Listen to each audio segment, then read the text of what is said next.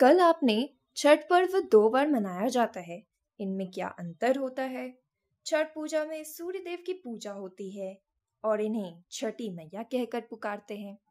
इन सब के बारे में बताया था। आज अपने जिज्ञासा के साथ पुनः मैं आपसे कुछ और प्रश्न पूछना चाहती हूँ। अवश्य पूछिए, क्या पूछना चाहती हैं आप? छठ पूजा कैसे की जाती है और इसकी पूजा विधि क्या है? छठ पूजा का आरंभ व्रती पूरी पवित्रता के साथ चैत्र व कार्तिक शुक्ल चतुर्थी को नहाय खाए या कद्दू भात से करती हैं, जिसमें व्रती चावल, चने की दाल, कद्दू या लौकी की सब्जी, शुद्ध देसी घी, सेंधा नमक में मिट्टी के चूल्हे पर आम की लकड़ी का उपयोग कर कांसा, पीतल या मिट्टी के बर्तन में बनाती हैं और भोग लगाने के पश्चात प्रसाद रूप में ग्रहण करती हैं। व्रती के प्रसाद ग्रहण करने के बाद परिवार के अन्य सदस्य प्रसाद ग्रहण करते हैं। इस पूजा को शुद्धता और श्रद्धा का प्रतीक माना जाता है।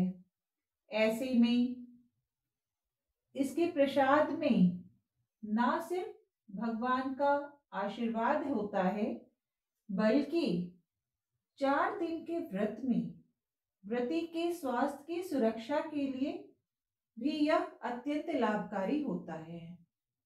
कद्दू यानी लौकी, जिसमें कई पोषक तत्व जैसे vitamin A, E, C, fibre, potassium, fatty acid, minerals आदि पाए जाते हैं। इसमें कैलोरी की मात्रा काफी कम होती है और भरपूर मात्रा में पानी होता है। इसे खाने से लंबे समय तक पेट भरा भरा सा रहता है और बार बार खाने की इच्छा नहीं होती है। चने की दाल में पर्याप्त प्रोटीन, फाइबर, विटामिन बी और आयरन होता है, जो ऊर्जा प्रदान करने में सहायक है। देसी घी विटामिन ए, बी, ई और के का अच्छा स्रोत है। घी पाचन क्रिया को अच्छा बनाता है और आंतों को पोषण देता है तथा शरीर को तुरंत ऊर्जा प्रदान करता है और साथ ही घी तृप्ति की भावना बढ़ाता है, जिससे भूख कम लगती है। चावल, इसमें carbohydrate, vitamin D, riboflavin, thiamine, fibre, calcium, iron और अन्य खनिजों विटामिन प्रचुर मात्रा में होते हैं, जो शरीर के लिए ऊर्जा का एक महत्वपूर्ण स्रोत है। चने की दाल और कद्दू जो घी में बनाया रहता है के साथ चावल खाने से पेट लंबे समय तक भरा रहता है, जो व्रती को भरपूर एनर्जी देने का काम करता है और व्रत में भी व्रती दिन भर सक्रिय रहकर पूजा का काम करती हैं। इस दिन व्रती इस प्रसाद के अतिरिक्त और कुछ नहीं खा सकती हैं।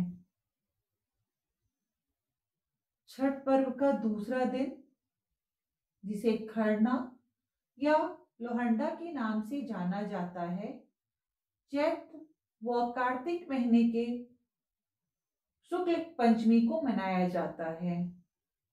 इस दिन व्रती पूरे दिन बिना अन्न जल के उपवास रखती हैं और सूर्यास्त के बाद शाम को चावल, गुड़ और गन्ने के रस का उपयोग कर खीर और गेहूं के आटे की रोटी बना सूर्य देव को नैवेद्य अर्पण कर उसी कमरे में एकांत रहकर प्रसाद ग्रहण करती हैं। प्रसाद बनाने में नमक और चीनी का प्रयोग वर्जित है। व्रती के प्रसाद ग्रहण करते समय परिवार के सभी सदस्य बिल्कुल शांत रहते हैं ताकि कोई भी आवाज व्रती के कान में ना जा पाए। यहाँ तक कि कुछ परिवारों में व्रती के प्रसाद ग्रहण करते समय यदि व्रती के दांत के नीचे कड़े चावल की आवाज आ जाती है तो व्रती प्रसाद ग्रहण करना रोक देती हैं। एकांत में प्रसाद ग्रहण करते समय व्रती हेतु किसी तरह की आवाज सुनना पर्व के नियमों के विरुद्ध है। व्रती के प्रसाद ग्रहण करने के पश्चात सभी परिवारजनों एवं मित्रों रिश्तेदारों को वही खीर रोटी का प्रसाद दिया जाता है। इस संपूर्ण प्रक्रिया को खरना कहते हैं। इसके बाद अगले 36 घंटों के लिए व्रती निर्जला व्रत रखती हैं। छठ पर्व का तीसरा दिन, जिसे संध्या अर्घ्य के नाम से जाना जाता है, चैत्र व कार्तिक शुक्ल षष्ठी को मनाया जाता है। पूरे दिन सभी लोग मिलकर पूजा की तैयारियां करते हैं। छठ पूजा के लिए विशेष प्रसाद जैसे ठेकुआ, गेहूं के आटे में घी, गुड़, ड्राई मेवा इत्यादि मिलाकर इसे काट के एक विशेष प्रकार के डिजाइनदार फरमा पे ठोक कर घी में तलकर बनाया जाता है। चावल के लड्डू, जिसे कचवनिया भी कहा जाता है, बनाया जाता है। छठ पूजा के लिए एक बांस की बनी सूप में सिंदूर लगाकर उपरोक्त पकवान के अतिरिक्त चैत्र व कार्तिक मास में मौसमी फल, सब्जी, मसाले, कंदमूल, अन्नादि आदि जो मिलते हैं चढ़ाए जाते हैं। ये सभी वस्तुएं साबुत ही अर्पित होते हैं। पूजा में चढ़ाने वाली सभी वस्तुओं पर सिंदूर लगाया जाता है। जिस व्रती का जितना मन्नत होता है उतना सूप सजाकर सभी सूपों को बांस की बड़ी टोकरी, जिसे डाला या दौरा भी कहते हैं, उसमें रख उसे ढककर छठ घाट ले जाया जाता है। इसमें सबसे महत्वपूर्ण अन्न है कुसिया केराव के दाने, जो हल्का हरा काला मटर से थोड़ा छोटा दाना होता है। तो टोकरी में लाए तो जाते हैं, पर सांध्य अर्घ्य में सूर्य देव को अर्पित नहीं किए जाते। इन्हें टोकरी में दूसरे दिन यानी शुक्ल सप्तमी तिथि को उगते सूर्य को अर्पण करने हेतु सुरक्षित रखा जाता है। इसकी पवित्रता को बनाए रखने के लिए स्वच्छ वस्त्र पहन, नंगे पैर सर पर डाला रख पैदल छठ घाट ले जाते हैं। आज के समय में लोग वाहन से भी ले जाते हैं, परंतु वाहन को धोकर शुद्ध किया जाता है। छठ घाट की ओर जाते हुए रास्ते में महिलाएं प्रायः छठ का गीत गाते हुए जाती हैं। कुछ व्रती अपने घर से छठ घाट तक दंडवत प्रणाम करते हुए जाते हैं, जो बहुत ही कठिन तपस्या होता है।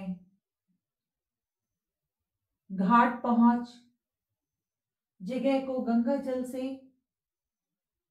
शुद्ध कर डाला रख सारे सजाए सूप को घाट पर सूर्य देव की ओर मुख कर रखते हैं, दीपक जलाते हैं और फिर व्रती सूर्यास्त से कुछ समय पहले घुटने तक पानी में जाकर खड़े हो पूजा के लिए सजाया गया एक एक सूप हाथ में ले छठ पर्व का प्रथम अर्घ्य भगवान सूर्य की अंतिम किरण प्रत्युषा को अर्पण करते हैं और अन्य सदस्य जल अर्घ्य देते हैं और व्रती परिक्रमा करती हैं। प्रत्युषा भगवान सूर्य की पत्नी है, जो भगवान सूर्य की शक्ति है। बहुत सारे लोग घाट पर पूरी रात रुकते हैं। वहीं कुछ लोग छठ का गीत गाते हुए सारा सामान लेकर घर आ जाते हैं और पूजा स्थान में रख टोकरी और सूप को खाली करते हैं। उसे धोकर फिर सुबह की पूजा के लिए अर्पित सामग्रियों को नई सामग्रियों से प्रतिस्थापित कर सजाते हैं। कुछ व्रती छठ पूजा के 4 दिनों का सभी नियम और उपवास करते हैं, लेकिन हाथ में सूप लेकर अर्घ्य नहीं देते। उन्हें कष्टी कहा जाता है। वे नदी में सभी व्रती के आने से पहले जाते हैं और सभी के नदी से निकलने के बाद निकलते हैं।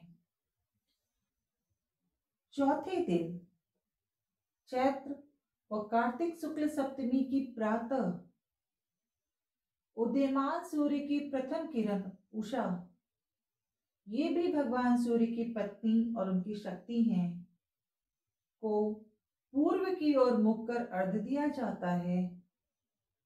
सूर्योदय से पहले ही व्रती घाट पर उदीयमान सूर्य देव की पूजा हेतु पहुंच पूर्व की ओर मुख कर पानी में खड़े होते हैं। वह सूर्योपासना करते हैं। बाकी सभी नियम विधान सांध्य अर्घ्य की तरह ही होते हैं। अर्घ्य उपरांत घाट का पूजन और हवन करते हैं। व्रती अपने पहने हुए कपड़े से बच्चों के चेहरे को पोंछती हैं। इसके पीछे की मान्यता है कि व्रती बच्चों के सभी कष्ट को हरती हैं, उसे स्वास्थ्य और सुखी जीवन का आशीर्वाद देती हैं। व्रती के पहने हुए कपड़ों को धोना बहुत भाग्य की बात मानी जाती है। वहां उपस्थित लोगों में प्रसाद वितरण कर व्रती घर की ओर प्रस्थान करती हैं और रास्ते में पीपल के पेड़ और मंदिर में पूजा कर घर आती हैं और फिर थोड़ा प्रसाद खा शरबत पीकर व्रत पूर्ण करते हैं, जिसे पारण या परना कहते हैं। खरना दिन से अब तक निर्जला उपवासोपरांत आज अर्थात सप्तमी के दिन नमक युक्त भोजन करते हैं। इसके उपरांत परिवार और अपने सभी जानने वालों को प्रसाद वितरण करती हैं। ये है छठ पूजा करने का विधान और उसकी नियम। मुझे छठ पर्व के विषय में जानने में बहुत रुचि है। इसके बारे में पुनः मैं कल आपसे कुछ और प्रश्न करूंगी। अवश्य।